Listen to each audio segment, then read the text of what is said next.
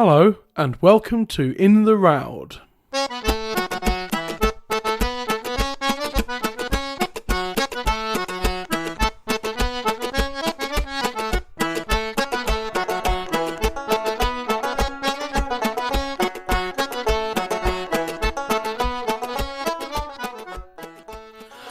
Greetings and salutations, dear listeners.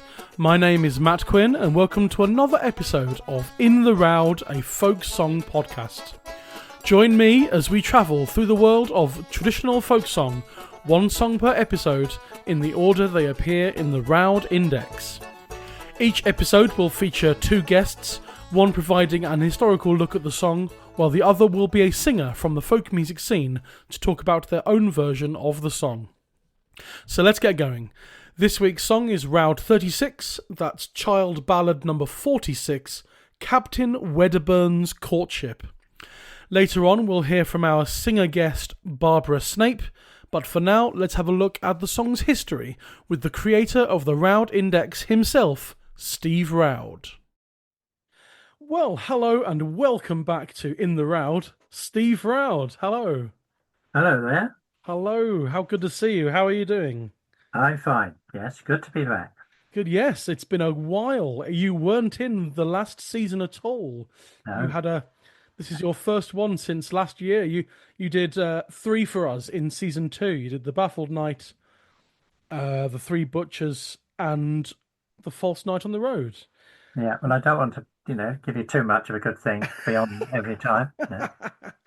That's right. So we haven't actually heard from you since the 18th of December last year, and it's the 18th of June now. So it's been this episode goes out on the 2nd of July. We're recording this on the 18th of June, so it's been exactly 6 months. Yeah, that's about it. Well, twice a year is about my limit, actually. Well, you'll be doing another one in this season. Yeah. But you are anyway, and there may be more. It depends on how it goes. But yes. Great to have you back. And how's life? How's things? You trundling on as usual?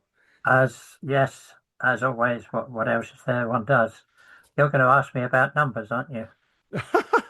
I mean, I can do, but I wasn't planning on. But because I currently I went through the Roud Index online, and I typed numbers in until I found the highest number that didn't have any entries. And I think what I've got is 47,499, but it may be higher than that now. Yeah, 47,566. 566. Wow, Yeah. Amazing.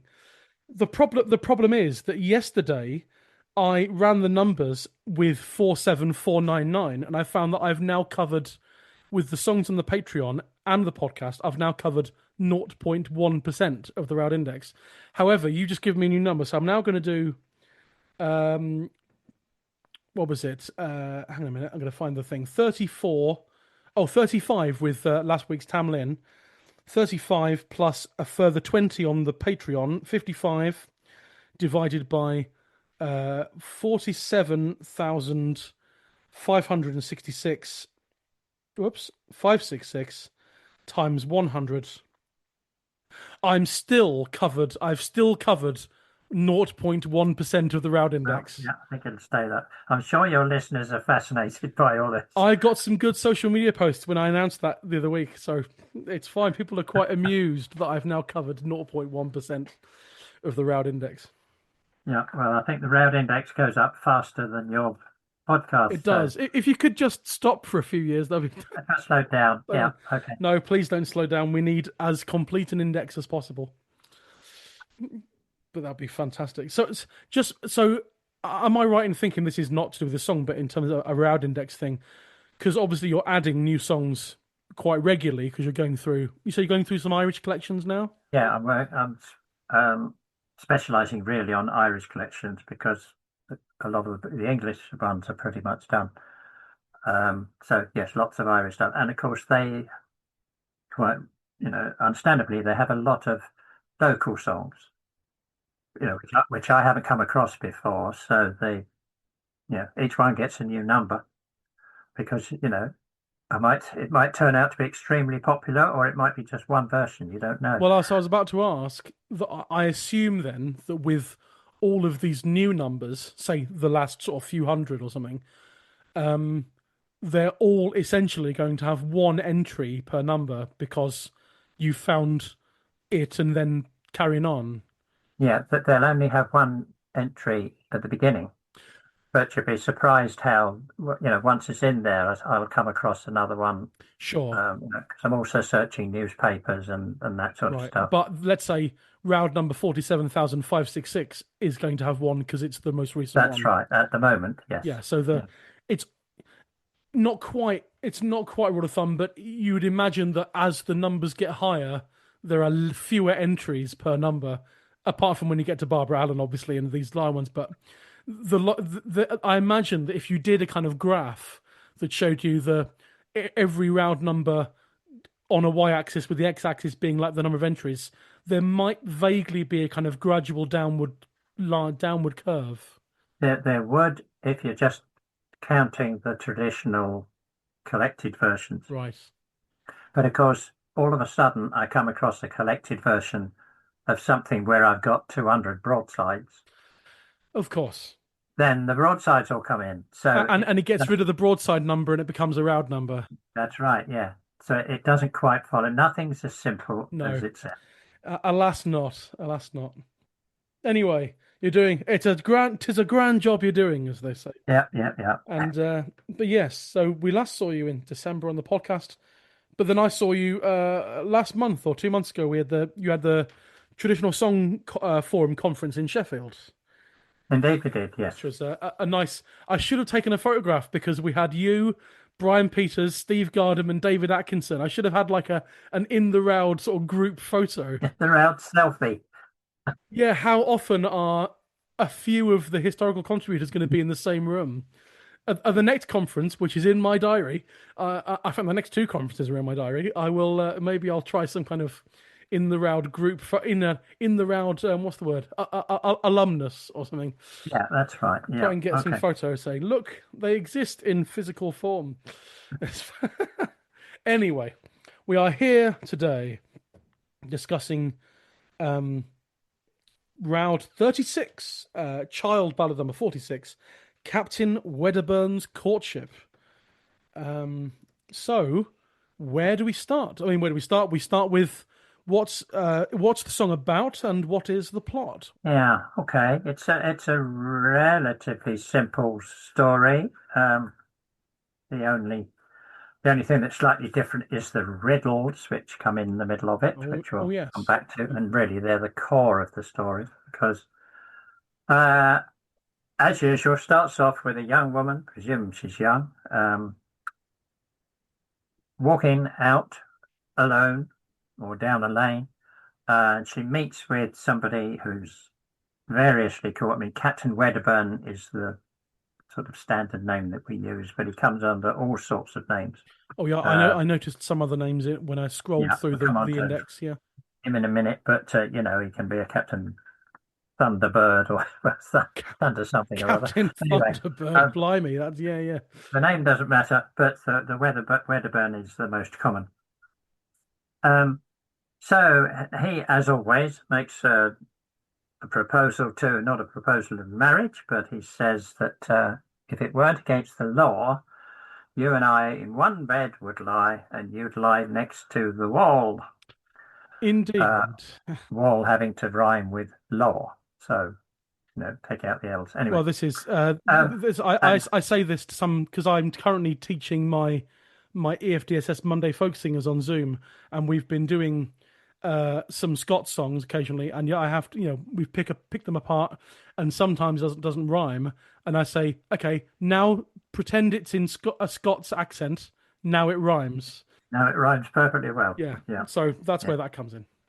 Anyway, so that's that line. You'll lie next to the wall. Comes up in it's not exactly a chorus, but it's the end of every verse. Yeah. And sometimes the singers called it something like that. You'll lie next to the wall. I'm not quite sure exactly what that means. in terms of, the sort of relationship between them. It sounds like, that means he's in charge, she's against the wall. Or it could be the opposite, that the one who goes against the wall is the one who's being protected from the outside. You know what I mean? It's Yeah, there's an angle about whether it's a bit of a possessive nature, whether that's in a positive light or a negative light. Yeah, exactly. We'll come on to that in a minute, Okay. because that's the whole crux of the song is, he's saying that you and I are going to go to bed, Yeah. and she says, uh, she doesn't actually say no often, Right. but she poses him some riddles and says, I'll only sleep with you if you can answer these riddles. And that's the main part of the song, is that she asks the riddles. Again, we'll come back to that in a minute. And he successfully counters them, or answers the riddles. So in the contest between them, the verbal contest between them, he wins. So they end up in bed, and she's next to the wall. Now, presumably, I'm picking the sort of relationship point of view. Certainly at that time, her posing those questions was consent. I mean, this is a seduction song, but it's not exactly a rape song, in that she doesn't say no, go away. She does actually say, all right, but only if so and so, Only if you answer you me know, these questions you can three. you can take it whichever way you want Yeah. as to whether it's okay or not. Um, but that's about it. That's the story. It is a seduction song, and it's got riddles in it. Yeah. It's one of 6 songs, ballads in the child canon that have riddles in them. And now I can't remember whether we talked about this in earlier episodes, because the first, the Elfin Night, as it's often called, is Round 12. Yeah, we had that one in the False Night beginning of season is 2. Round 20. So I or somebody else in your podcast may well have talked about riddles already. Brian Peters, we did that on the Elfin Night, and it was you for the False Night on the Road. Right, so I may well have said what I'm going to say That's fine. Say it again. better than last time. So as I say, there's 6 songs in the child books, which no, they don't necessarily focus on the riddles, but they have riddles as part of their storyline. And Child was very keen on these. He liked the riddle songs because the whole notion of riddling, asking people riddles, and having riddle contests and so on goes back, way into classical times. It's a very well-known international motif, not just in songs, but in tales and, every other kind of genre. So the folklorists like the riddles because it gives you the idea that the song goes back for thousands of years. Sure. But this song, as far as we know, doesn't. Right. As far as we know, as often the case, the earliest versions that we know of are late 18th century. So 1770s, Right. 1770s. 1780s, that kind of time. So although we can say that riddles go back into, not into prehistory, but, back as far as we've got records. And in fact, some of the riddles that I quoted in the song may well go back a long time. And as Child says in his book, he gives examples of the same riddles turning up all across Europe in different folk tales and ballads and stuff. But that doesn't mean that this, just because those motifs go back a long way, doesn't mean that this song is any older than the records indicate. So late 18th century, Yeah. along with quite a few of our songs. I was just looking at the Round Index. I might edit this out, but I can't actually, at least by searching it the way I normally search it, I can't find the entry for this that says earliest reference entry. Yeah, I just had a quick look and it doesn't seem to be there. I don't know why. Okay. It should be. But the earliest version that Child could find, and I think, as far as I know, it's still the earliest version that we've got, is in a Scottish manuscript, Hurd's manuscript. Sure. This brings me on to mention of the Scottish version. This ballad, this song, was immensely popular in Ireland Yeah. and in Scotland, and quite a few from North America, both USA and Canada, but hardly any in England. I mean, I think I've got 3 references to it That's in right. my I've just seen it because I just, to yeah, if you England. look at the Roud Um, Index and you filter by country, it's, yeah, Scotland yeah, 73, USA 64, Ireland 57, Canada 32, and then it's essentially Australia yeah, 4, England 3, yeah, exactly. So but Barnsley nil. England, Sorry. England hardly appears in this, but that's when we're talking about collected versions, of course. Yeah. You know, it was printed in broadsides, chapbooks in England, as well as Scotland and Ireland. So it was available to English readers, singers, if you like. But on the evidence that we've got, which is always partial, it didn't really take in England, but it certainly did in Ireland. And as far as I'm concerned, the best recordings that we've got are all Irish. But we'll be talking about that in a minute. Yeah. So if you could talk about the riddles themselves and the whole notion of riddling, and as I say, Child goes into quite a lot of detail. If you want to know about the European analogues, then read Child. What is he? Volume 1, I think, isn't he? I got it over here. Yes, Volume 1 of the English and Scottish popular ballads. I don't suppose you'll know if it is in there or not, but I've got on my shelf, I've got all 3 volumes of Prior's ancient Danish ballads translated into English. Is there, through Child, do we know if there's a Danish sort of predecessor? I don't know offhand. I can't remember, to be That's honest. fine. If you want It doesn't matter. when you have Steve Gardamon, ask him. He's very knowledgeable about the Danish version. Okay, fine. That's all right. Please Um, continue. I should have said actually that Bronson, who does the tunes, as you know, the tunes of the child ballads, he has 26 versions. And of course, I mean, Bronson's in the 1950s, early 60s, so there's a lot of recent recordings that won't be there. And I might actually, at some point later on in this chat, I might actually have a bit of a sightseeing through some of those melodies because we like to actually share how the melodies sound as well.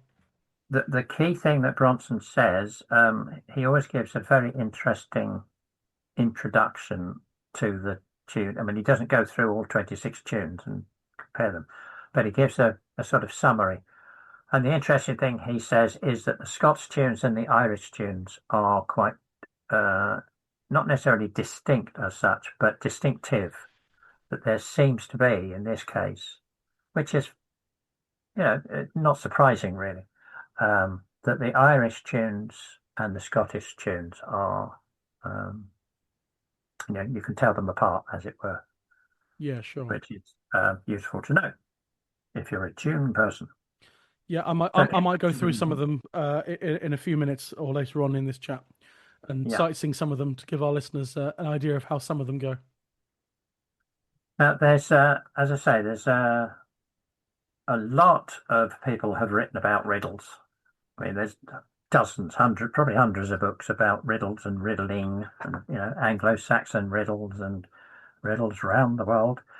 But specifically, the riddles that appear in the child ballads. There's an interesting article based on a thesis by Susan Edmonds called The Riddle Ballad and the Riddle.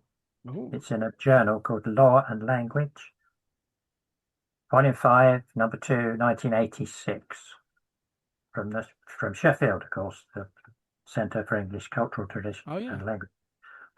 She says there are, and it's quite useful, that there are 6 types of riddle that come up in the child ballads. Right, okay. Right. Now, the definition of a riddle is that that you ask a question that the other person has to answer, right?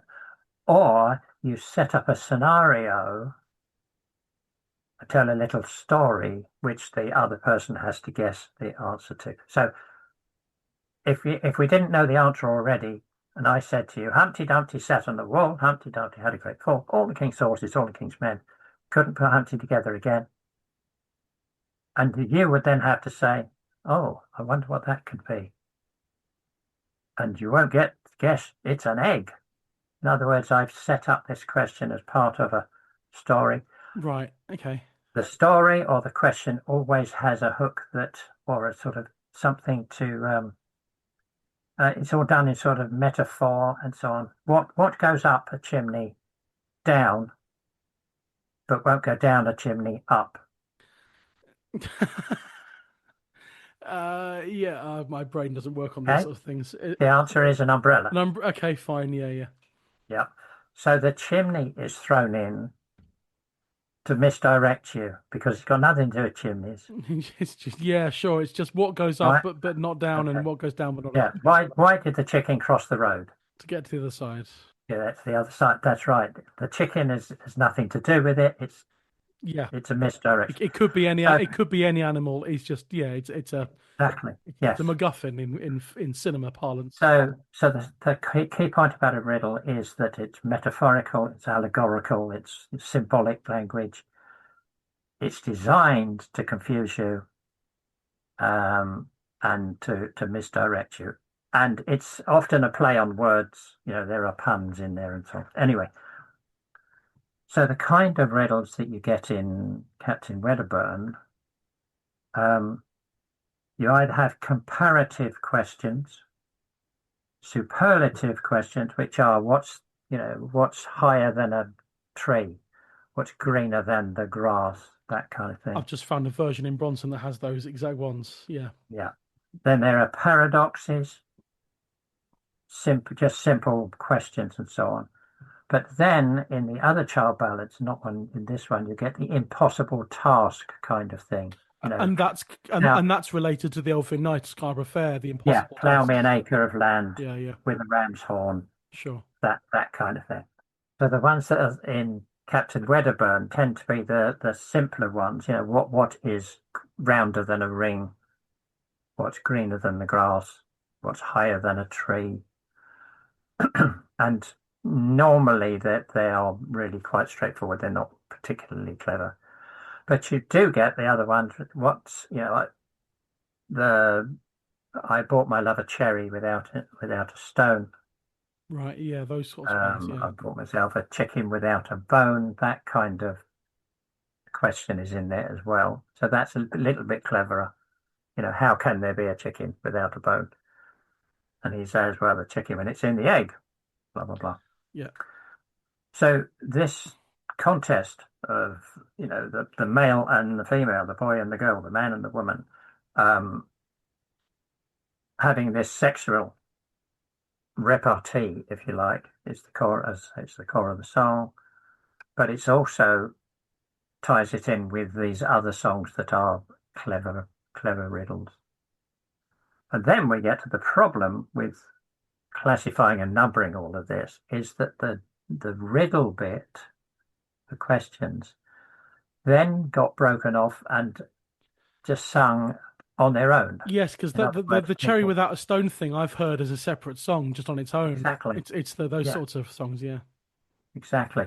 So, as an indexer, have pity on the poor indexer here. You have to decide whether somebody who just sings the riddles, right, is that a separate song or is that part of Captain Wedderburn? The same thing happened with the Elfin Knight. People just sing the acre of land verses. Yeah. Without the Elfin Knight or without any notion of... And I've now noticed, as I've gone through the index, that an acre of land now has a significantly higher Roud number. That's right, because I had to split it into... and it's Steve Gardam's fault. He persuaded me to split it into different songs. because of course they become different songs, They do. That's quite true. over time. Is this why then? Well, it's not why, I suppose, but we did note that before we started recording this, that the three entries in the index for this song, two of them are titled "She Promised Me a Cherry," and they're both from Sussex, Yes, England. Yeah, and then the yeah, third, that's and right. the third one is in Child, version C from Child, the Laird of Roslin's Daughter, but it's from Berwick-on-Tweed in Northumberland, and Northumberland is essentially Scotland in England anyway. For a lot of people, I apologise if any Northumberlanders listening who Yes, don't agree with that, but to a certain extent, there's a Northumberland is a very Scots inflicted version of England. So Northumberland, it's unsurprising that some versions of this are from Northumberland because it's so close to Scotland. yeah, But the two England ones from Sussex, titled "She Promised Me a Cherry," that's where that comes in. yeah. But if this podcast is going long enough to get to Route 330, right? Oh, 330. Right. I'm sure it will be. Let's Yeah, have a look through. I've only written out the podcast up until 200 in my spreadsheet. right. What's But you'll 330? find that Route 330 is what's usually called the riddle song or Hurry Merry Dinkum because it has a Oh, that one. short Yeah, yeah. Latin chorus. And essentially, those are the riddles from Captain Wedderburn Okay. because and they were sung in England. Lots of those versions are in Right. England. Okay. So the English, we don't know whether they got the song. They came to the Captain Wedderburn and just stripped out the riddles, or the riddles had already been stripped out before it got to them, Okay. or some broadside printer didn't have room for the whole song, so they just put the middle bit in. We don't know, but it does mean that it just shows how fluid all of this stuff can be. You Absolutely. know, Sticking numbers on things is pretty arbitrary because in reality, people just sang what the hell they liked. They didn't ask my permission. Well, yes, we're not. You're not approaching folk songs from a practical point of view. You're approaching them purely from an indexing point of view. Yeah, exactly. Yes.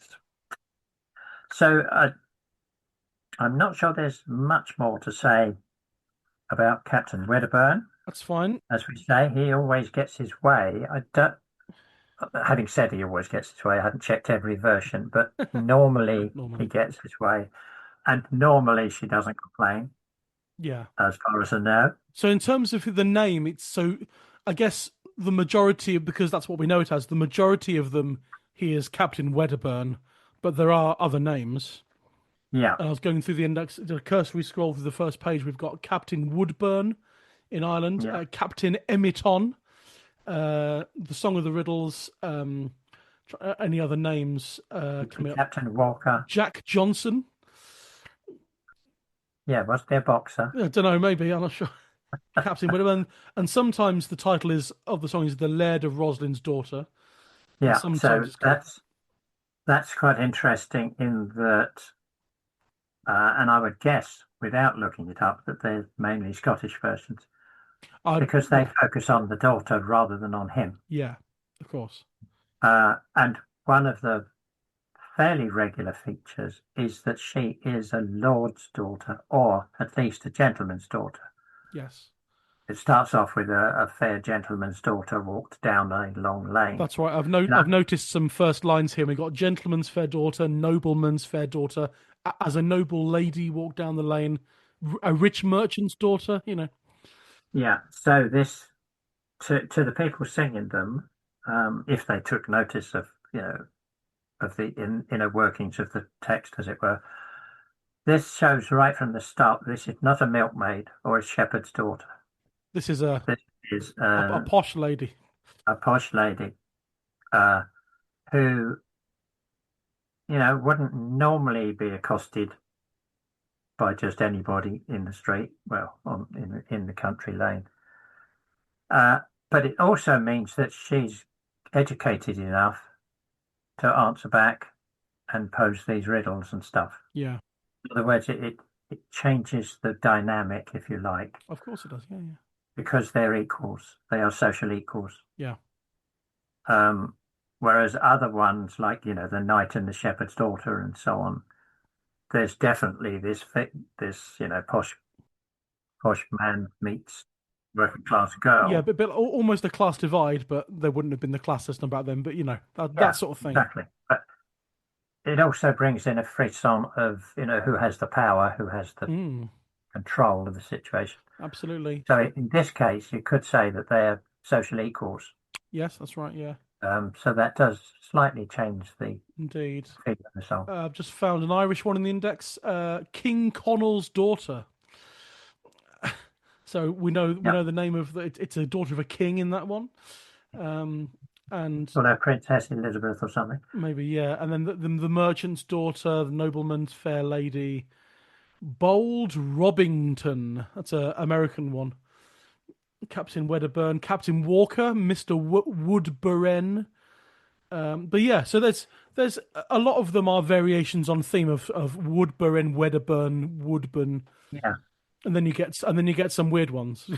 Again, you can look at you can't read too much into it, but you can look at the variants for the titles, especially for names like that, and see how they have come from one stem.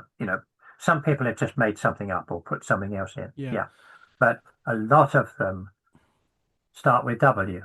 I mean, Indeed, when so that, many of them are like Wedderburn or Woodburn or Woodburn, and then you get one King. Oh, that's King Connor's daughter. That's not the same character, but I imagine that barely any of them are King Connor. When you get a solitary one that is odd like that, that's probably going to be made up by someone, as opposed to lining up with the rest.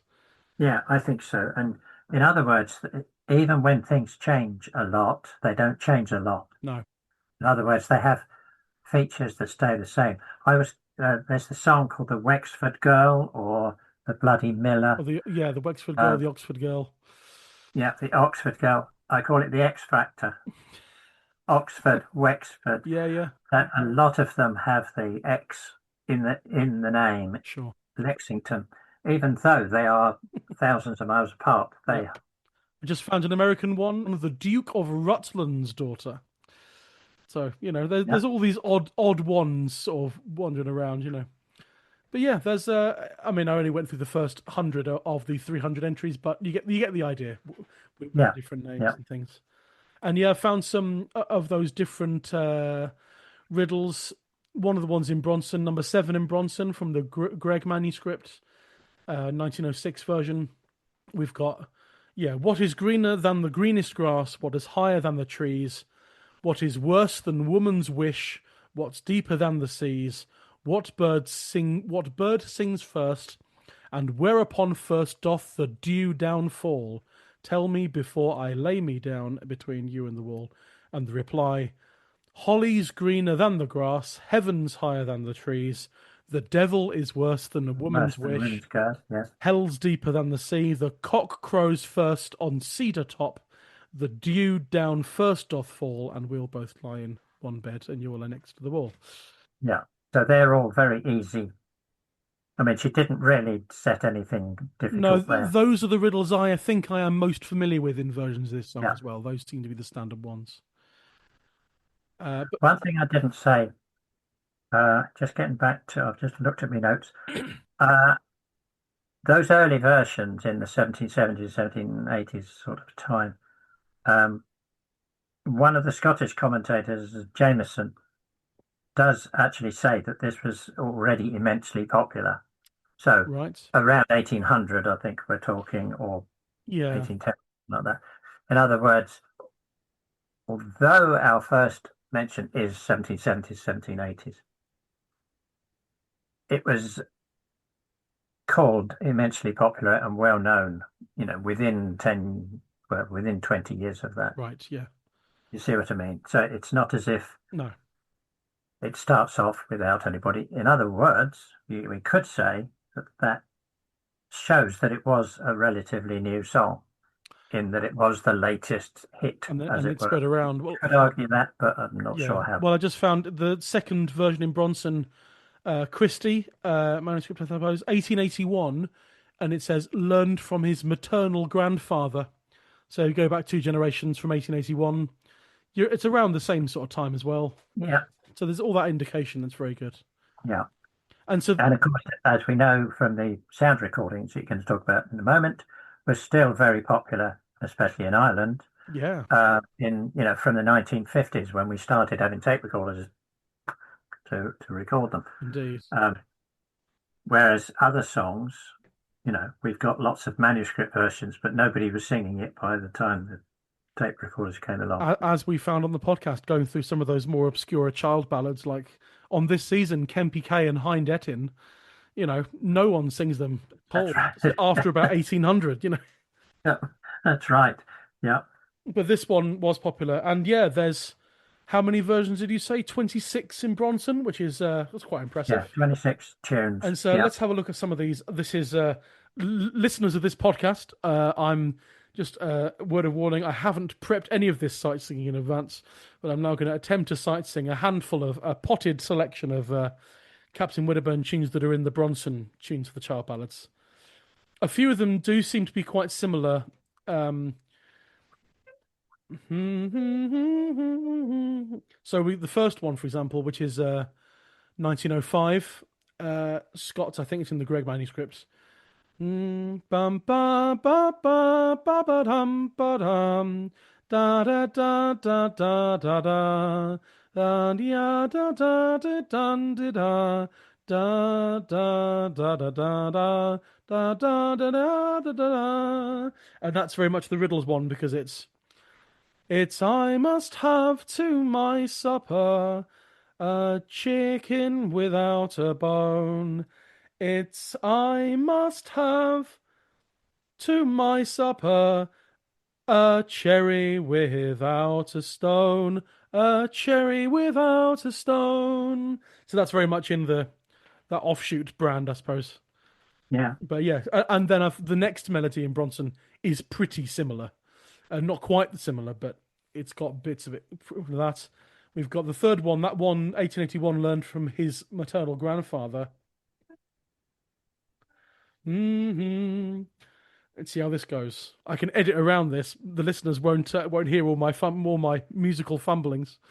Da da da dum da dum da da bum bum bum bum ba da da dum di dum da dum dum da da dum dum dum da da da da nia da da da da da da da da da da da da da da da da nia dun dun da dum da da dun dun dun dun da. And that's the Christie prints that and says a variant of the same tune to Sweet William and Fair Annie. But if I try that with words, the Laird of Roslyn's daughter walked through the woods her lane, and by came Captain Wedderburn, a servant of the king. He says, my pretty maid, I pray, lend me your hand. I might have got this wrong. Lend me your hand. Oh, no, it was right. I'll start again for that bit. He says, my pretty maid, lend me your hand, I pray. I'm getting confused there. It goes on like that for a while, but that's got a more interesting. It's got a more interesting modal aspect to it. Let's have a quick scan through, see if any of them are radically different. Earl of Roslyn's daughter, number 8 in Bronson. You The got an Irish one there? Harris manuscript, No, that's Scottish. Scottish. Earl of Roslyn's daughter. The Earl of Roslyn's daughter gaed out to take the air. She met a gallant gentleman as home she did repair. That's quite similar as well. A lot of them do follow on that kind of trend. Number 13, American one, 6 questions. This is going to be a different melody. It's American. The Duke of Merchant's daughter walked out one summer's day. She met a bold sea captain by chance upon the way. He says, my pretty fair maid, if it was for the law, I would have you in my bed this night by either stock or wall. It's got a lot of the sort of Scots words in a way in terms of the gist of the prose, but that's a Yeah. much more American style tune, which is quite interesting. Um, Mr. Woodburn's, oh, that's American one. Mr. Woodburn's Courtship. As I took a walk one May morning down by John Sanders Lane, who should I spy but a pretty little maid, the keeper of the game? I says to her, my pretty maid, if it wasn't for the law, I'd take you in my arms and roll you over next to the wall. So a lot of the American ones seem to have that kind of melody to it, a more Yeah. major key, triumphant sort of melody. But that one has her as the keeper of the game.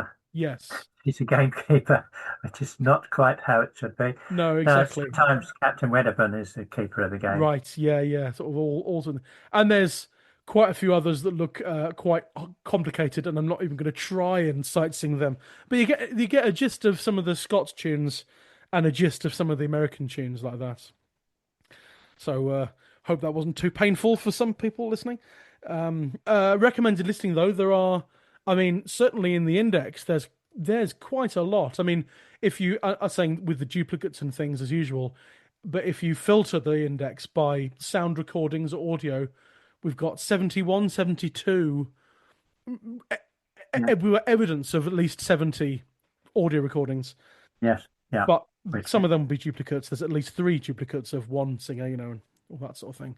yeah. But who, But who you're going sh to have at least you're going to have over 50 yeah. out of those. So who should we recommend then for this? Well, for the Irish ones are my favourites, and just it reads like a roster of my favourite Irish singers. But it's Sarah Makem, Oh, wonderful singer. Yeah, yeah, um, Seamus Ennis, yeah. collector and singer. Brilliant. It, he he was quite famous for singing this one, I think. Um, Willie Clancy, very well known. Oh, yeah. Maggie Murphy, you would know from the veteran CD, I think. Yes, there's a veteran CD of Maggie Murphy singing. Thomas Moran, Oh, Thomas. I again, one love of my Thomas favourites. Moran. Yeah. Is really good. Um, so that's on the Irish side. The Scottish one is Duncan Sorry, did you Williamson. mention Joe Heaney as well? No, I didn't actually. Joe Heaney, again, one of the big hitters in There we go. Irish. Yeah, Thomas Moran. And then Duncan Williamson. There's a veteran CD, Duncan Williamson. And I think this track is on it. Yes, And then there yeah, must and be loads more Scots. there are other Scottish ones. I've got to write them down. I've only Oh, got the Irish well, ones I've here. gone on audio and then filtered by Scotland. What have we got? Duncan Williamson and John Mowat. There's a recording of that on the Kiss to Riches site. I'll have a look at that. Yeah, And then we've got three, which probably the same recording. We've got three recordings of William Matheson. Billy Matheson. Yeah, he was again a collector and a singer. He's on the Keys to Riches site. Oh yeah, great. So did this song not crop up in repertoires of people like Lizzie Higgins, Jeannie Robertson, and that crowd? Not that I remember. Oh, No, that's interesting. don't think so. I've stumped you there. At least not recordings of. There might be mentions of them, maybe, or something. Hang on a minute. You see, you search for Roud 36, then you search for Scotland. Yeah. I want audio. 6 sound recordings. There's William Matheson 3 times, Duncan Williamson, and John Mowat. Yeah, Or- John Reddock in the Madison in the Carpenter collection from the 1930s. Okay. Oh yeah, John Masson. There we go. James Masson. John Sutherland. No, I don't have any Lizzie Higgins or Sheila Stewart, Jeannie Robertson, that lot. No, Stewart. it's No. So it doesn't turn up I there. mean, That's it. it's possible I haven't come across those recordings, but Maybe, but we seem to have. at the moment we don't know. What does exist of the Robertsons and the Stewarts does seem to be pretty comprehensive in terms of the recordings. Oh, indeed, yes. So Everybody recorded so them. it's unlikely to have anything, but nevertheless, it's interesting that they don't crop up in the big hitters in terms of the names we know of Scott's singers. But well, we've got a fair few names anyway in the list, so I'll play clips for some of those in the episode break as usual. And yeah, I think we'll leave things there. Yeah, I think that's all we can do with Captain Wedderburn and his Courtship. And his what's it, daughter? Not his daughter. No, the Earl of Earl of Roslin's daughter, the gentleman, the nobleman, the rich merchant, the daughter of King Connor. Sadly, she never gets a name. She's only described by her father. Her father's occupation. Or name sometimes. Yeah, that's a shame. Maybe you can have a competition. Name. Well, name all the unnamed women in these seduction songs. Well, there should be things. There should be maybe there's an article to be written. Child's unnamed women or something. Women, yes, that's right. Maybe there's scope for an article, not written by me. I'm terrible at writing articles. Anyway, we'll leave things there, and we'll see you again. I've just booked you in for another one for this season, which I said the name of the song to you, and you looked a bit bewildered because no one's heard of it. We look forward to this one in 3 weeks' time. But in the meantime, until then, Steve Roud, thank you very much indeed. Thanks for having me. A huge thanks again to Steve Roud for providing us with the history of Captain Wedderburn's Courtship. As ever, at the halfway point in the episode, we're going to listen to a few different versions of this song sung by traditional singers. So what we're going to hear now are versions of Captain Wedderburn's Courtship from the singing of Seamus Ennis, Duncan Williamson and Sarah Macomb, and then Stock or Wall from the singing of Maggie Murphy. Now a gentleman's fair daughter walked down a narrow lane. She met with Captain Wedderburn, the keeper of the game. He said unto his servant man, if it were not for the law, I would have that maid in bed with me, and she'd lie next the wall. Oh, then go your way, young man, she says, and do not bother me. Before you lie one night with me, you must answer me questions 3. 3 questions you must answer me, whilst I set forth them all, before you lie one night with me, at either stock or wall. Oh, a gentleman's fair daughter went walking down the lane, when she met with Captain Wedderburn, he was the keeper o' the game. He said unto his servant, if it was not for the law, I'd have that maid in bed with me, and she'd lie next the wall. Oh, go away, young man, she said, and do not bother me. Before that you could lie with me, you must answer questions 3. 3 questions I shall put to you, and you must answer all. Ere you and I in one bed lie, and I lie next the wall. I'll go begone, young man, she says, and do not bother me. Before I lie one night with you, you must grant me wishes 3. 3 wishes you must grant to me, supposing I lose the fall. Before you and I in the one bed lie, at either stock or wall. You must get for me breakfast aboard without a bone. You must get for me dinner, a cherry without a stone. You must get for me my supper, a board without a gall. Before you and I in the one bed lie at either stock or wall.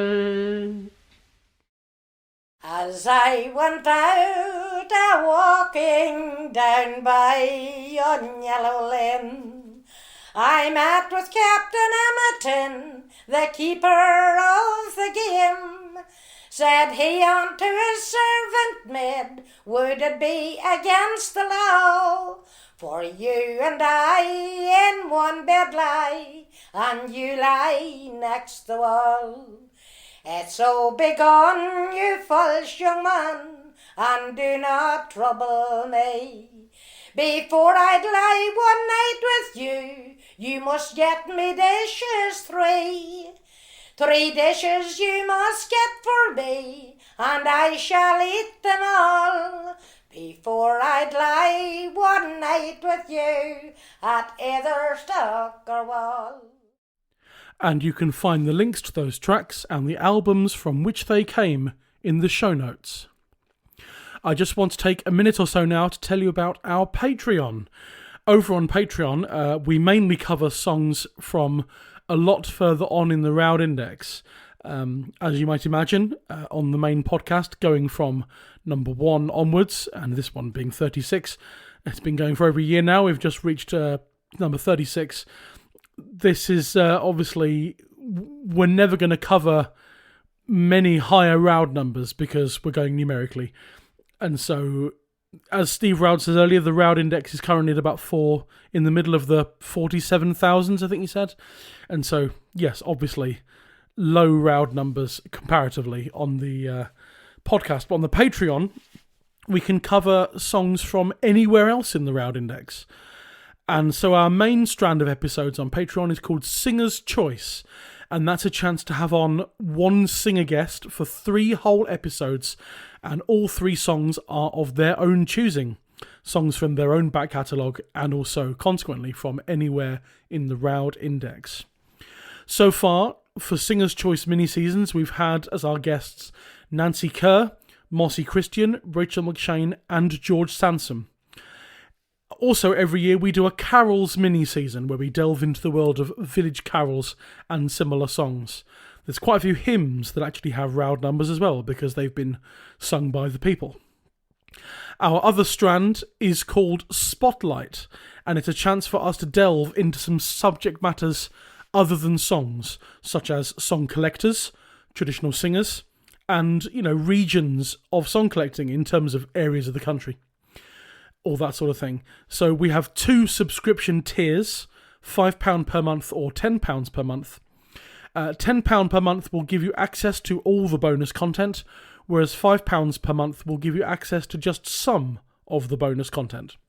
If you feel so moved to support the podcast financially and receive regular bonus content too, then Patreon is the way to do it.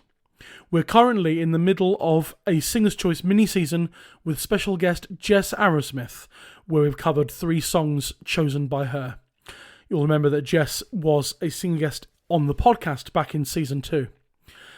Last time we had an episode on Round 513, the song Poor Old Horse, with the history provided by regular contributor Steve Gardam. And there's no new episode this week. We occasionally have a week or so off, but next week we'll have the 3rd of Jess's song choices. Find out next week. Sign up to hear this and more at patreon.com/intheroud. That's patreon.com/intheroud. On to the second half of this episode. I spoke with singer Barbara Snape about her history with folk music and her 2 versions of Captain WEDDERBURN'S Courtship. Well, hello and welcome to In the Roud, Barbara Snape. Hello. Hello, Matt. Welcome to sunny Lancashire. Lancashire, I can't see it. I can see a room in your house through the Zoom window. But it's beautiful. Sunny Lancashire. Is it really sunny? It is. It's great today. Is it still sunny? This is 7:30 p.m. Is it still sunny now?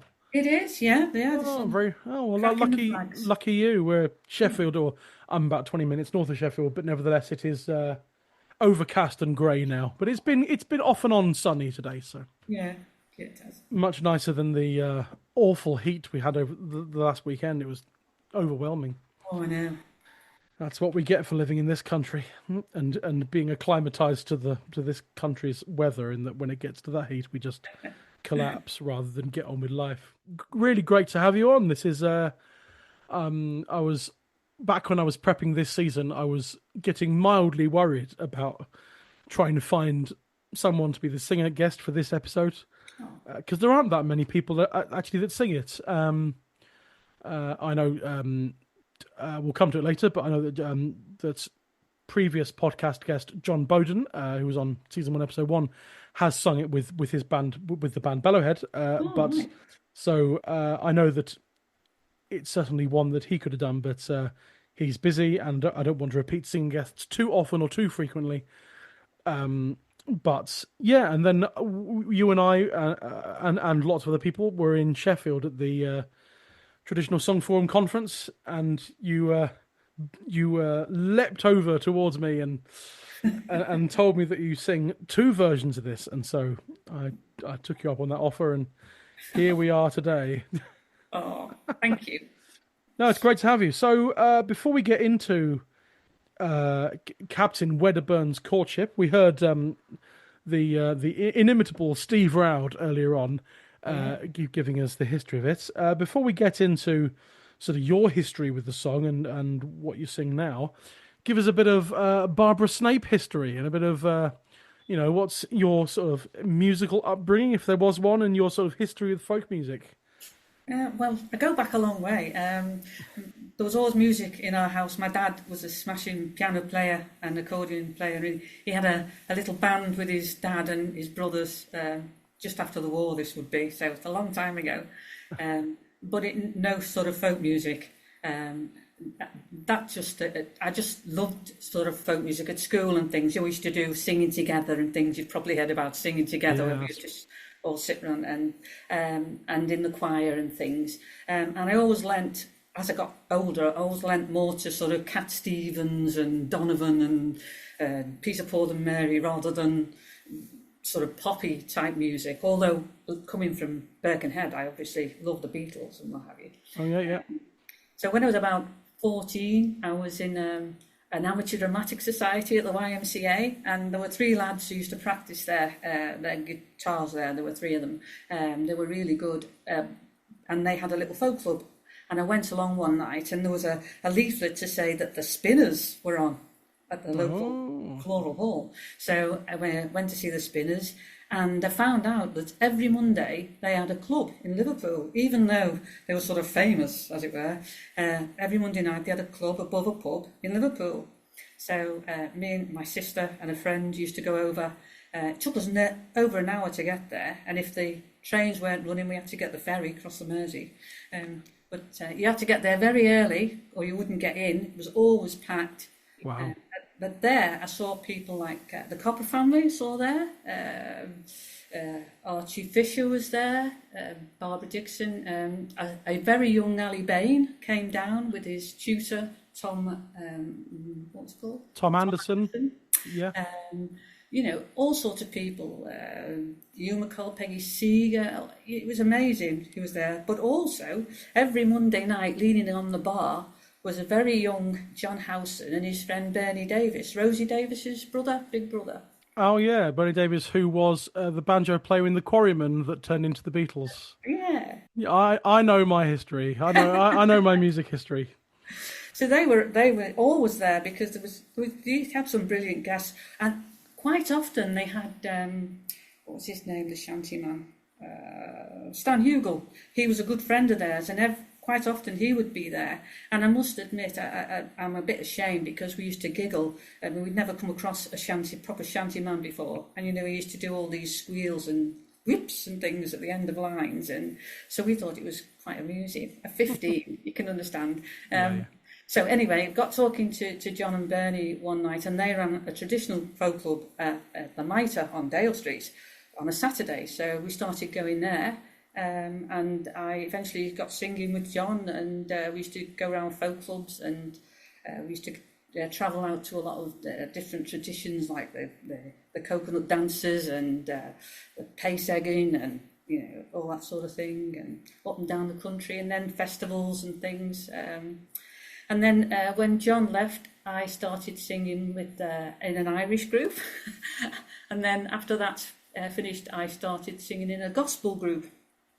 And the chap who was in charge of that, he was a good friend of Pete Bellamy, and Pete Bellamy had just moved to Keighley. So we used to go up to Keighley to practice in Pete Bellamy's house, and he used to give us these cassettes, and it would say a black group, Barbados, or Ralph Stanley and the Clinch Mountain Boys, or Imelda Riddle, or all these people that we'd never heard of. And so that was brilliant. And things just sort of happened. I never planned anything. I just sort of bouldered along through life, and things just sort of happened. And then I sort of dropped folk music for a very long time, about 18 years. I dropped out completely, and I moved to Burnley, and I was working with in a unit for deaf children, so that sort of took up a lot of my time. And then in 2002, I think it was, a friend of mine took me to a sing-around, and which was very, very good. A small room, probably as big as a living room, but it was always packed every Wednesday night. And then in 2004, quite a handsome chap in a cap carrying a melodeon walked in and squashed in by the door, and I was smitten. And I suppose I still am. So I met Peter, and we've been together ever since, and we do sing together, and we've been doing a lot of research into a lady called Anne Geddes-Gilchrist, and Peter's writing a book about her, and we've been having a great time. And we've been doing some research about Fred Hamer, because Fred Hamer was born in Lancashire, Ah, right. Yeah. We're doing a lot of work on Fred Hamer, and also a broadside printer called Harkness from Preston. We've got a lot of work on him. And I've been doing a lot of unaccompanied singing, because when Peter's been writing his book, I've had a lot of spare time, and I've had 2 bookings as an unaccompanied singer. I did the World's Room in Edinburgh, which was absolutely wonderful. Wow. And the Drax singing weekend last year. So it's been really good, and the journey continues.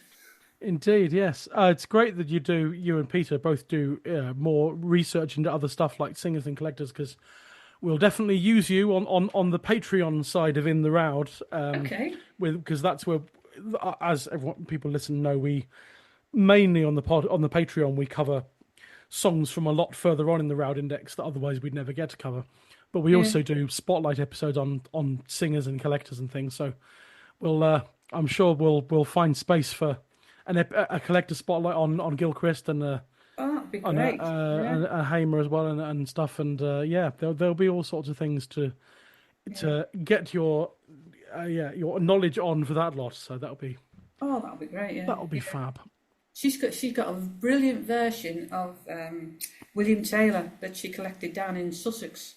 Of course, she did some Sussex stuff, didn't she? Yeah, it's a brilliant version. So I'll sing it to you sometime. Oh yeah, and you do a show, don't you, with Brian Peters and Sue Burgess and Sue Burgess. Yeah, I couldn't, because I saw you do the show at Morton in Marsh, the traditional singing weekend. Oh, the first one, yeah. Was that the first one? Yeah. It was very good for a first one. So all that stuff's very good. Right then, where does Captain Wedderburn's Courtship start for you?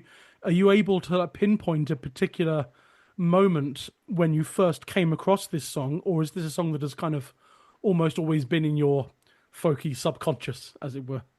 Well, I first heard it was quite an old chap singing it in the Glenfarg Folk Club in Scotland in the early 70s. I can't remember his name, and I just thought it was a brilliant song, but it was very Scottish, his version. And I always think, if you're going to sing a Scottish song, it's sometimes if you're going to try and put on a Scottish accent, it doesn't work. No, so, I always anglicise Scots songs if I'm going to sing them, which isn't often, but it just sounds silly if I sing these Scots dialect words, But last year I managed to get a copy of folk songs from Newfoundland by Maud Carpley's from Mr. Graver.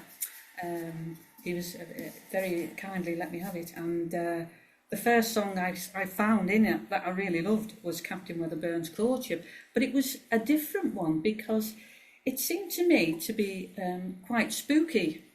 In this one, it's only 4 verses long, but he sets the riddles, and she guesses all the answers, and she gets away with it, luckily. But it talks about the devil and hell and death, and he wants to get her to comply to lie down with him down by the cold stone wall, which conjures up pictures of graveyards to me. Yeah, graveyards and what's the word? Dungeons. Yeah, spooky things. Yeah. So I learned, and the tune is quite spooky as well. So I learned that, and then it blew me. I turned over the page, and there's another version, and it was collected only 40-50 miles away from the first version. And the first version was collected in 1929, and the second version was collected in 1930, when she was over there for a couple of months in September, October time. And that one is much like the other versions that I knew, from Scotland. And in that one, she sets the riddles, and he can't answer them, so she escapes again. So it's quite a lovely thing, and that again is only five verses long. But it took my fancy, and I love the book. I think I really admire Maud Carpley's going over to Newfoundland and travelling around there on her own, because it wouldn't have been ensuite hotel rooms, would it? It would have been quite rough. And exactly. No, I just finished reading it. I finished about 3 months ago reading what is essentially the biography of Maud Carpley's. Is that Singing and Dancing Wherever She Goes or something? Yes, it's a book called Singing and Dancing Wherever She Goes. It's not really a biography, but it kind of is a biography, but it's compiled by Simona Pakala, I think her name is. Yeah. And it's kind of a biography, but it's more a sort of an adaptation of a lot of Maud's diaries and Cecil Sharp's diaries to kind of create a biography of Maud rather than actually just sitting down and writing one, I think. There's a whole introduction that explains why it's not technically a biography, even though it starts from her birth and goes through to her death. You know, so it's a weird thing, but it's a very well-written book, and you get, there's quite a lot of time obviously spent on her trips to America with the Appalachians with Sharp, and then her and to Newfoundland, and then her return trips on her own and stuff, and it's absolutely fascinating. Because they'd planned to go together, hadn't they? That's right. And Sharp was too ill, wasn't he? And And I know she had contacts over there, but still, it would have been quite rough. And she wasn't flying around; she was hopping in onto little boats and being rowed around places. And sometimes she'd get stuck, and she didn't know if she was going to get back to wherever she was staying. And I admire all the women of that time, really, that went out, and the pioneers of folk music. Yeah, and then later in her life, she went back, didn't she, to some of the Appalachians and possibly Newfoundland as well, and to try and collect the same songs from the same families again to see if they'd changed. And not often you get that kind of opportunity. But I think she was disappointed, wasn't she? Because by that time, sort of radios had sort of crept in, and roads were easier, and people were travelling about more. So there wasn't the same. The songs weren't kind of as contained, I suppose, in terms of location, anyway. Yeah. But it's fascinating stuff. And so Captain Wedderburn's Courtship. Had you ever sung any version of it before these two, or was not before these two? No. They just sort of awakened my interest when I got the book last year. Oh. So I just thought I'll have a go. There we go. And because I'm right, you provided recordings of both of them unaccompanied for the podcast, and as you said, one is more sort of upbeat and one is more sort of spooky and sort of slower. Yeah. And am I right in thinking that the more upbeat of the two is is the longer one. It's 5 verses instead Yeah, of that's 4, right. Yeah. and that's something more approaching a kind of complete story. It is because the first one starts straight in where the riddles are. You know, we don't get to know who he is or what his job. And this is what Steve Roud was saying earlier: is that it's a bit like, or I think even Steve and I said this earlier, is that like the Elfin Knight, which we covered back in the beginning of season 2. It's a long ballad, but a lot of what is left now is what is now called Scarborough Fair, but it's the riddles bit. And so I think for a lot of people, there are 2 different songs essentially, and there's always a thing about, do we give them a separate Roud number or not? But there's there's the whole thing. There's the whole plot of Captain Wedderburn's Courtship, and then there are versions which are just the riddles in the middle. Riddles in the middle, and people sing that on its own. And so the slower, more spooky one that you've got is in fact just the riddles, isn't it? It is, yeah. But I think it's quite unusual in that it's it conjures up this picture of is he trying to entice her into the afterlife or something? Well, it's interesting with the whole thing about lie you next to the wall, and it's this whole seduction thing, because Steve Roud was saying that she's not unwilling to actually go along with this. She actually does want to go to bed with him. It's just that she wants him to answer these riddles first, and because answer me these riddles is kind of a yes but rather than no. And so normally with all these songs of seduction and things, the woman is very unwilling regardless of what happens with the outcome or not. In this one, she's perfectly willing to go along with it all. She just wants a bit of riddle play first, almost as a kind of strange sort of literary foreplay or something. But anyway, so there's yes, and so and you get there also tends to be, I think, in some versions 2 sets of riddles, isn't there? I think because you get the ones about, or certainly I was listening to a version I'll mention again later on, a revival version from the singing of Tim Hart and Maddie Pryor, and because they sang that one, and you actually get in that one, like in some of the field recordings, 2 sets of riddles. You get the whole cherry without a stone, chicken without a bone stuff, and then you later on you get the question riddles. You get what is greener than the grass, what is higher than the trees. And so which riddles are in your 2 versions? Well, in the slow spooky one, it's what is higher than the tree, and what will pass a fair maid's heart, and that's where the devil comes in, and hell is deeper than the sea. So that's where that one comes in. But I a friend of mine used to sing a version from Norfolk, which was called "Never Go a Rushing." Okay, I'm not familiar with that. Never go rushing, mate, I say. Never go a rushing in the month of May. If you go a rushing, you're sure to come a brushing. So gather up your rushes and haste away. She promised me a cherry without a stone. Okay. Right, sure, yeah. That turns up all over the place. It's only taken me to the second half of this episode to mention a film.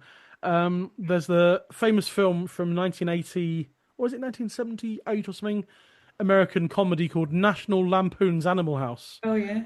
With John Belushi, and I think Kevin Bacon's in it, and John Candy, and a lot of the Saturday Night Live crew from that time were involved in it. And there's a toga party in it at a frat house. And so John Belushi and all these people are all in togas and getting drunk and stuff. And there's a fantastic character of a folk singer at the party, and he's sitting on the stairs with his guitar, feeling all sort of cool in a way, and he's got all these women sitting around him looking very sort of doe-eyed at him, and he's singing, I gave my love a cherry that had no stone, and all this sort of stuff. But this happens as John Belushi in his toga is walking down the stairs, and halfway down the stairs he passes the folk singer and he hears the song, and he pauses, looks round in anger, grabs the guitar and smashes it against the wall as if it's like the worst thing he's ever heard. It's so funny. And so, it turns up in that film anyway. So at least that riddle bit turns up there. No idea where they got that from or what that links to, and that goes into a side thing. Which has nothing to do with folk music, but that was used as an example. That scene and that song was used as an example by Stephen Fry. He was asked once what the difference is between American comedy and British comedy, and he said, "Look at that scene in National Lampoon's Animal House with the folk singer." He said, "British actors, British comedians want to be the folk singer, and American comedians want to be the guy who picks up the guitar and slams it against the wall." The American comedy is all zingers and one-liners and put-downs, whereas British lead comic parts tend to be tragic. Yeah. You talk all the sitcom leads. It's Tony Hancock, Basil Fawlty, Del Boy, all these particularly male sort of British comedy characters are all failures, and they're all lower class people or working class people who are trying to better themselves and reach a higher social standing. Tony Hancock, Basil Fawlty, Del Boy, and American comedians always want to have the last line, the zinger, the put down, and so. That's a side thing, but I think it's very interesting that British comedians would choose to play the role of the folk singer, and American comedians would want to be the John Belushi destroying the guitar. Anyway, and it all revolves around a bit of a song which involves that riddles bit. So that's filled in 3 minutes on the interview. But yeah, so do you say that your versions she doesn't end up sleeping with him? She just sort of leaves. Sometimes she escapes, because I was interested that Steve says I think she nearly always ends up with him, doesn't she? But in both these versions, she escapes.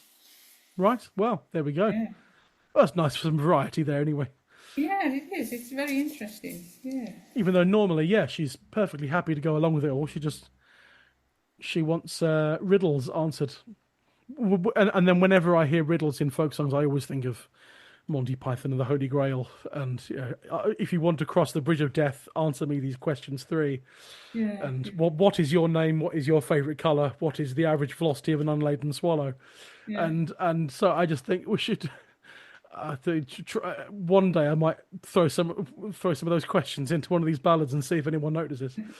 But the interesting thing about the last verse of the 5-verse one, the second one, he sort of gives up. He says he can't answer the last riddle, so he'll leave this stuccoed wall.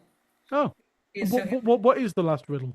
The last verse is, she asks him to find some fruit that grows in November and a new slip without any thread in it, and a sparrow's horn and a priest unborn, which is quite unusual. An unborn priest. His father has some of the fruit. His mother has a slip without a thread in it. A sparrow's horn is easy got because there's one in every claw, but a priest unborn I cannot call, so I'll leave this stuccoed wall. Well, there we go. I think not zombies, vampire. Oh, they're undead, not unborn. Vampires are the undead, and zombies are dead. Whereas unborn, well, exactly. You can't. Yeah. That's one of those. Did Steve mention something about impossible riddles? I think, and that's definitely an impossible. Well, it is. Yeah, riddle, yeah. So. Yeah. But it's just so. I think she was sort of sending him up. Sort of setting him to fail. Really. Well, indeed, the impossible riddle. I was looking at. I'm scanning through because, as usual, a helpful website, mainly Norfolk, gives us lots of different sets of text, and I was sort of having a look through all of the different versions they've given the lyrics to see if there are any interesting different riddles. And what do we got? We got things like, it's normally cherry without a stone, chicken without a bone. And the cherry is in bloom; it has no stone. Yeah. The chicken is in the egg; it hath no bone. All that sort of thing. Yeah. And I've lost the bit now. Have you got the ring without a rim? Oh yeah, I think I did come across this. What's in Seamus Ennis's version? We've got the cherry without a stone, bird without a bone, and a bird without a gall. Yeah. and things. So that when the cherry is in blossom, it surely has no stone. When the bird is in the egg, it surely has no bone. The dove, it is a gentle bird and flies without a gall. Very cool. So you and I will lie in one bed, and you're next to the wall. Yeah. And then we have the question riddles. What is rounder than a ring? What's higher than the tree? What is worse than woman's wrath? What is deeper than the sea? What bird sings best? What tree buds first? And on it the dew first fall? And the answers are: the world is rounder than a ring, apparently. Heaven's higher than the tree. The devil is worse than the woman's wrath. Hell is deeper than the sea. The lark sings best. The oak buds first, and on it the dew first falls. And then, oh yeah, you must get me some. Oh, okay, here we go. You must get for me some. This is still Seamus Ennis. You must get for me some winter fruit that in December grew. You must get for me a silk mantle that weft nor warp went through. Oh, that's it. A sparrow's horn and a priest unborn to wed us both in twa. You and I lie in one bed, lie or I next to the wall. Yeah. And he replies, well, my father has some winter fruit that in December grew. My mother has a silken mantle that weft nor warp went through. A sparrow's horn is easy found. There is one in every claw. And Welkisitic was a priest unborn. Is there a priest? Wow. To give a name here, I can't. Am I reading it properly? Welkisitic. WELKISITIK. Yeah. Well, I tell you what. This is the folk research process in action.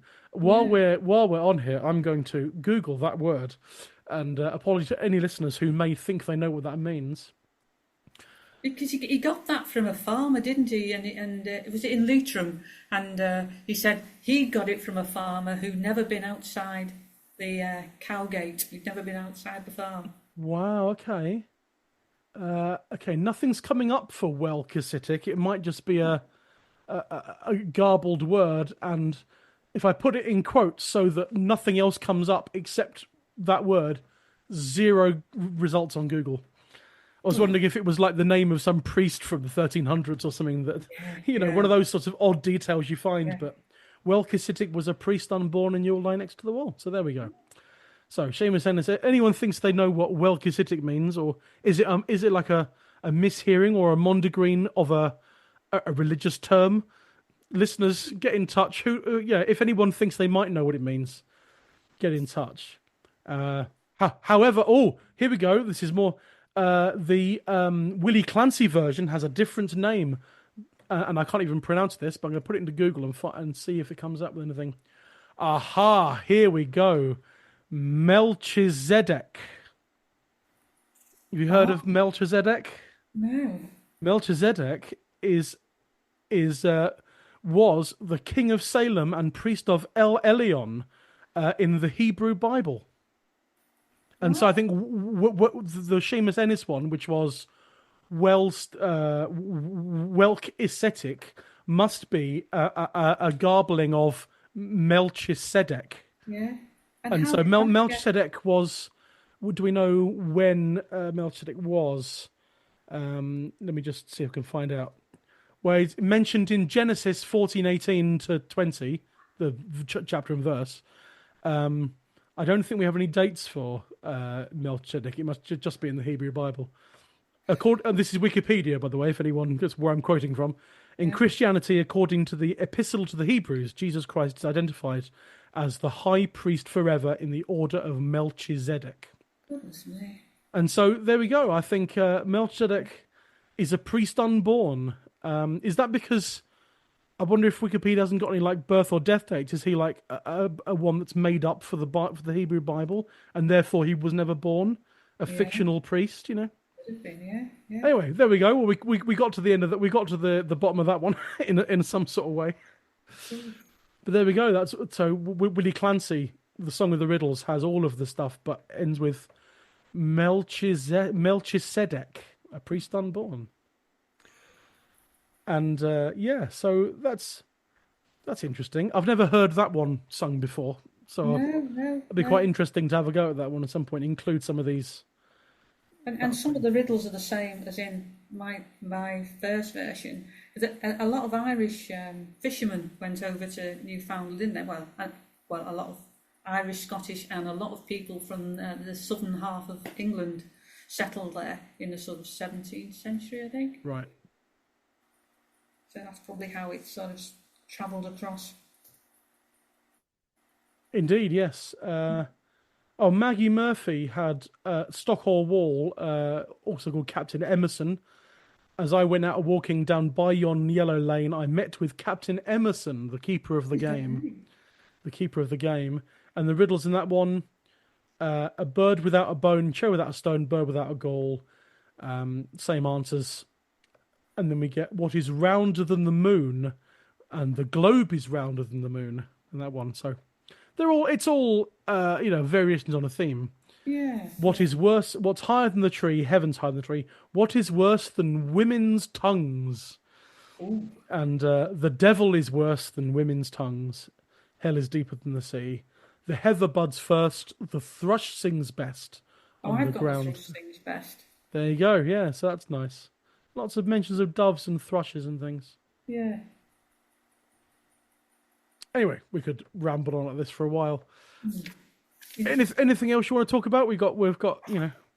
There's any other things you want to bring up, or we can start rounding this out. Yeah. Round it off. Yeah. Round it off. Okay. Well, we come to. So, I tell you what. Now, let's hear one of your two versions. Let's hear the shorter, the 4-verse version that you sing now. It'd be interesting to hear what people think about it. Yeah. Oh, what is greener than the grass, or higher than the tree? Oh, what do pass a female heart? What is deeper than the sea? What bird sings best when the lark is at rest? Oh, where does the dew first fall? So you must comply with me to lie down by the cold stone wall. Oh, death is greener than the grass, the sun higher than the tree. The devil he passes the female's heart, hell is deeper than the sea. The thrush sings best when the lark is at rest, on the grass the dew first falls. So I'll not comply with you to lie down by the cold stone wall. But you must for my breakfast get a fish without a bone. And for my dinner you must get a cherry without a stone. And for my supper you must get a bird without a gall. Or you must comply with me to lie down by the cold stone wall.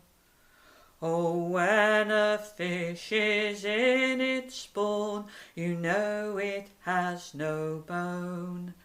And when a cherry is in full bloom, you know it has no stone.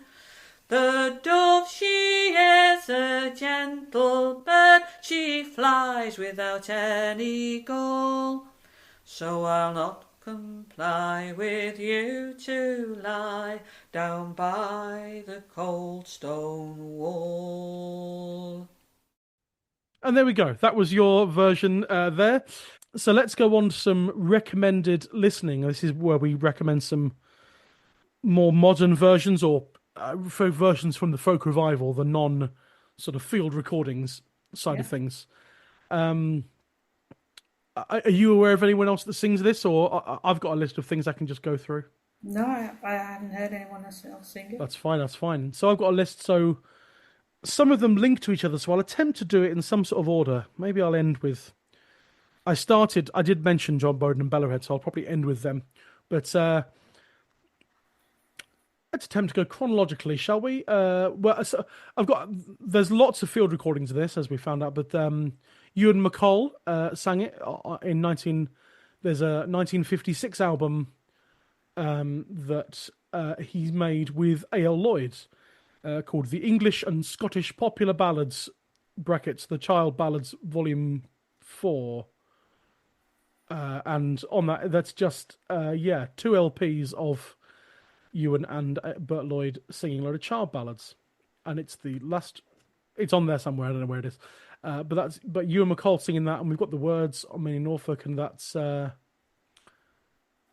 a long one. The Laird of Roslyn's Daughter, Captain Wedderburn. But yeah, always, regardless of what your opinion is on Ewan MacColl, I think it's always worth listening to versions he had of these songs, regardless of what your opinion of him is or the provenance of his versions. They're always worth listening to. There's a fascinating album I've not managed to get my hands on yet of a woman called Catherine Campbell, who I've not really come across anymore. I don't know if she's actually I think she's still alive, but I don't think she's really on the folk scene in any capacity anymore. And in 2004, she made a CD, which Peter Shepherd put out on his Springtime label. And it's an accompanying CD to a book. And the book is called, the CD and the book are both called The Song Repertoire of Amelia and Jane Harris. And the Harris sisters were, Jane and Amelia Harris, they had what is purported to be a unique family repertoire of songs. And they inherited a wealth of ballads and songs from their Perthshire family tradition dating back to the mid-1700s. And this is just a couple of lines spiel from the booklet of the CD, apparently, but it says the collection includes well-known ballads such as Mary Hamilton and Captain Wedderburn and the Cruel Mother, but many of the Harris ballads are rare, and in the case of several, this may well be their first recording, and that recording is Catherine Campbell's accompanying CD, where she sings 17 of them. Wow. And I've been meaning to track down a copy. I mean, I'm pretty sure I can buy the CD from Springtime from Pete Shepherd, so I must get my hands on that. It's Kath singing them, but a couple unaccompanied, but a lot of them are accompanied by either a guitar or a melodeon or a fiddle and stuff. So, highly recommend. I haven't heard it, but I highly recommend tracking down that one because that seems like a relatively invaluable source of some rare child ballads. Yeah. Even though it's a modern recording. But on there is Captain Wedderburn, track 15 there, along with some, might come in handy later on in the podcast, some lesser known child ballads. And then I'm going to skip over timing-wise one, but previous podcast guest Alistair Roberts, who came on back in the previous season for the singer half of the Fair Flower of Northumberland, made a single, a single with in a duo with Corinne Polbert, and they recorded together, but it's Alistair singing Captain Wedderburn's Courtship, and so that's there as well. It's 2011 single. I'm sure you can track it down. It's definitely on YouTube. I'll put a link to that in the show notes. And then one I was listening to just before we started recording and enjoying was a recording of Tim Hart and Maddie Pryor, 1969, their album Folk Songs of Old England Volume 2. And on it is Captain Wedderburn's Courtship. And that's, I think, Tim Hart singing the melody and Maddie Pryor doing a harmony for that one. And then when it came to John Bowden singing it with the band Bellowhead, that's John Bowden's own arrangement for the big band. And the version he sings of Bellowhead is pretty much the Tim Hart and Maddie Pryor version, except he cut out the first batch of riddles. Tim Hart and Maddie Pryor's version, I've got the words here. It's how many verses? 1, 2, 3, 4, 5, 6, 7, 8, 9 verses, but it's got the cherry and chicken riddles, and then the what is greener than the grass, etc. Yeah. And then John, arranging for Bellowhead, cut out the first batch of riddles. And so we've got, the first verse, Earl of Roslyn's Daughter, Captain Wedderburn, and he meets the young lady, and she says, "You must answer these questions 6," and she goes straight into what is greener than the grass, what is higher than the trees. Yeah. And it's 6 verses, just a more compact version to perform with the big band.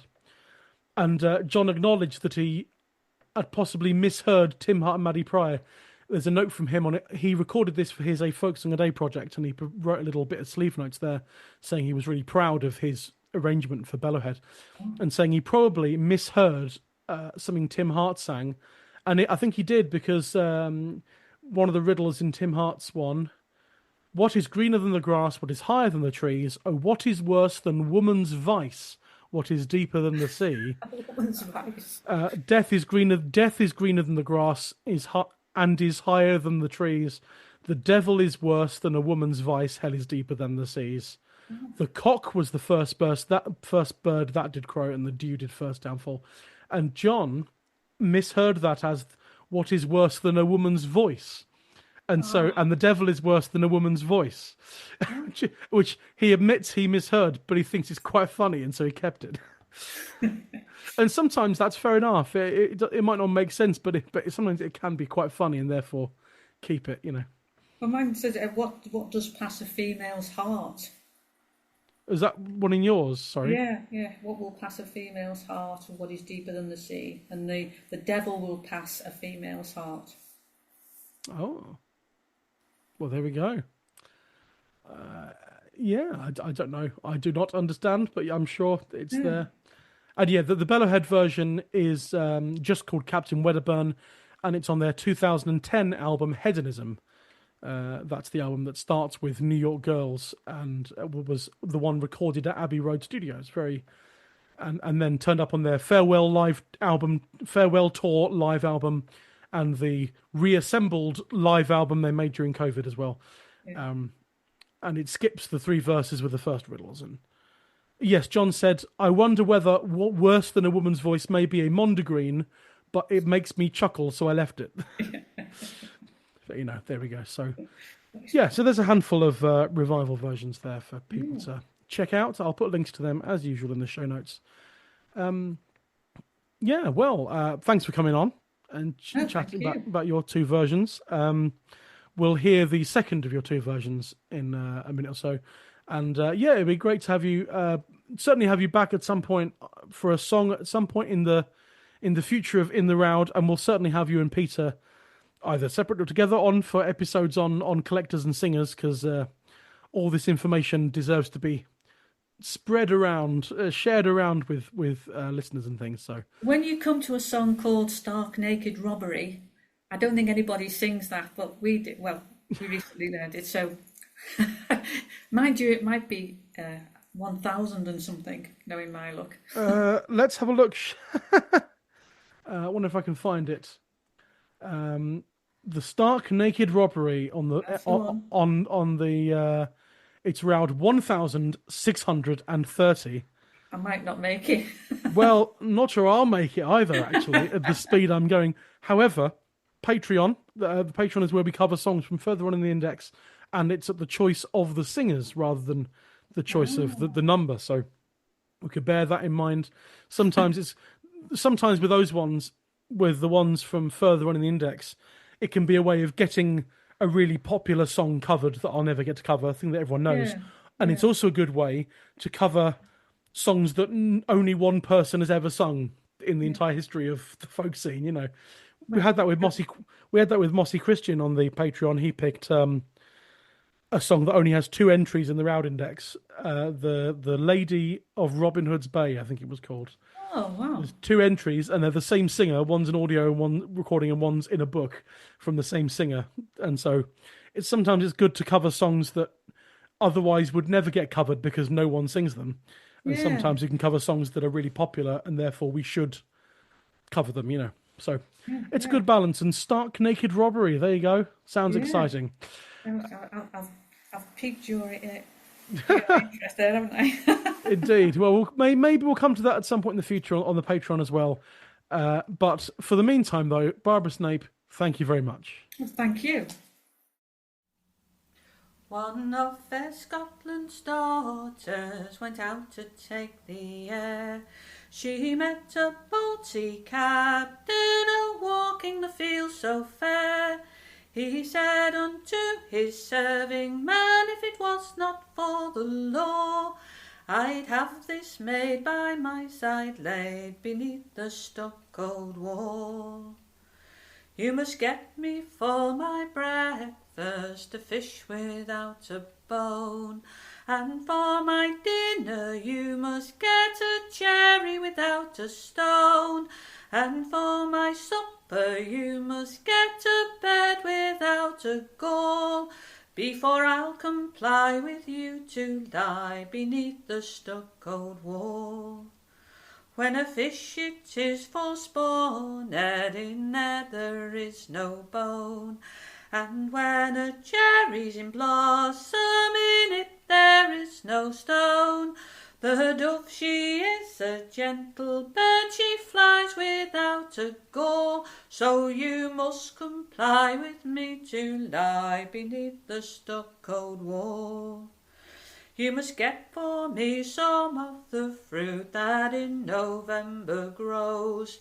You must get for me a new slip bound with never a thread worn through it, a sparrow's horn and a priest unborn to wed us at our call, before I'll comply with you to lie beneath the stuccoed wall.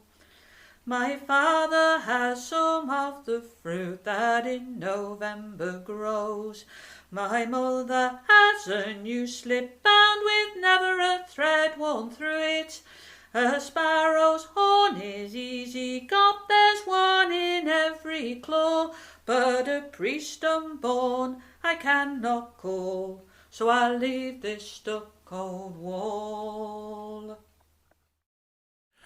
That was Barbara Snape singing Captain Wedderburn's Courtship, and we heard her other version in the middle of the interview. That brings us to the end of this episode. What did you think? What are your thoughts on the song? I'd love to hear from you. If you'd like to get in touch, feel free to drop me an email at intheroud@singyonder.co.uk, or visit the podcast on various social media platforms. We're on Facebook, X, Instagram, Threads and Blue Sky. Just search for In the Roud, a folk song podcast. If you're enjoying the podcast, I would very much appreciate it if you would give us a little rating and review on wherever you get your podcasts from. On places like Apple Podcasts, that's a star rating out of 5, I think, and also there's a little review section where you can write some reviews and stuff. Only takes less than a minute. Very much appreciated. And on places like YouTube, that's a thumbs up button as opposed to the thumbs down button. We prefer the thumbs up button.